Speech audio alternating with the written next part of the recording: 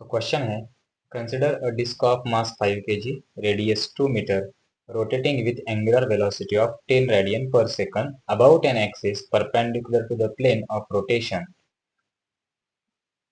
तो देखो यहाँ पे क्या बताया है। एक डिस्क है, मान लीजिए हम इस डिस्क को ऐसे निकालते हैं।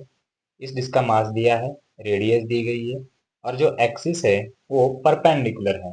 तो हम इसका मोमेंट ऑफ इनर्शिया निकाल सकते हैं। क्या होता है डिस्क का moment of inertia about central axis. अगर इस पॉइंट को हम सेंटर ऑफ मास मान ले तो M R square divide by 2। मतलब मास क्या है 5, रेडियस जो है वो 2 मीटर है, तो 2 का स्क्वायर डिवाइड बाई 2, एक एक 2 कैंसिल हो जाएगा। मोमेंट ऑफ इनर्शिया इसका आ जाएगा 5 टू जा 10 किलोग्राम मीटर स्क्वायर। ओके, और ये डिस्क रोटेट कर रही है 10 रेडियन पर सेकंड से। मतलब ये हो गया ओमेगा जो है 10 रेडियन पर सेकंड। अब क्या बताया है, एन आइडेंटिकल डिस्क, मतलब जैसे ये डिस्क है बिल्कुल वैसी ही एक और disc is kept gently over the rotating disc along the same axis. इसके ऊपर ऐसे ही एक और डिस्क रख दी, मान लीजिए ऐसे। दोनों डिस्क सेम है, मतलब मास भी सेम रहेगा, रेडियस भी सेम रहेगी, और उसका मोमेंट ऑफ इनर्शिया भी यही रहेगा जो 10 किलोग्राम मीटर स्क्वायर आ गया था। The energy dissipated so that both the disc continue to rotate together without slipping is. अब ये दूसरी डिस्क रखने के बाद क्या हो जाएगा, तो दोनों डिस्क एक ही स्पीड से रोटेट करेगी। हम मान लेते हैं कि after gently keeping the second disc speed of rotation is omega dash. तो हमें पूछा है कि अगर ओमेगा डैश से दोनों डिस्क कॉमनली मूव कर रही है, रोटेट कर रही है, तो इस प्रोसेस में कितनी एनर्जी लॉस हो गई।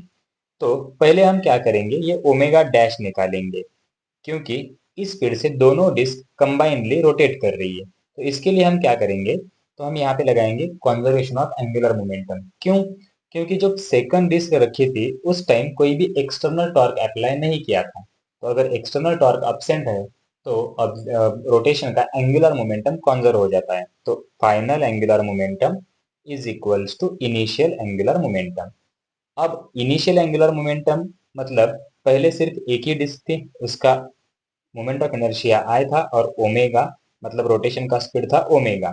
अब जब दोनों डिस्क मिलके घूम रही है तो इसका मोमेंट ऑफ इनर्शिया दोनों डिस्क का निकालना पड़ेगा। तो मतलब दोनों डिस्क आइडेंटिकल है, तो सिस्टम का मोमेंट ऑफ इनर्शिया हो गया 2i, और रोटेशन का स्पीड जो कॉमनली रोटेट कर रही है वो हो गया ओमेगा डैश। तो यहाँ से आई आई कैंसल, और ओमेगा डैश जो है वो आ जाएगा ओमेगा अपॉन 2, मतलब 5 रेडियन पर सेकंड। ये हो गया new speed, new angular velocity, जिस एंगुलर वेलोसिटी से दोनों डिस्क कॉमनली रोटेट कर रही है। अब हम यहाँ पे क्या निकालेंगे, अब हम यहाँ पे निकालेंगे लॉस इन काइनेटिक एनर्जी, मतलब initial kinetic energy minus final kinetic energy. Initial kinetic energy जब पहले सिर्फ एक ही सिंगल डिस्क घूम रही थी तब half of I omega square. और जब minus minus final kinetic energy क्या हो जाएगी, जब दोनों डिस्क कंबाइनली रोटेट कर रही है, मतलब half of moment of inertia of this system. सिर्फ एक डिस्क का नहीं, दोनों डिस्क का मोमेंट ऑफ इनर्शिया हम लेंगे, और कॉमन जो स्पीड जिस एंगुलर स्पीड से रोटेट कर रही है उसको हम मान लेंगे ओमेगा डैश, और उसका स्क्वायर।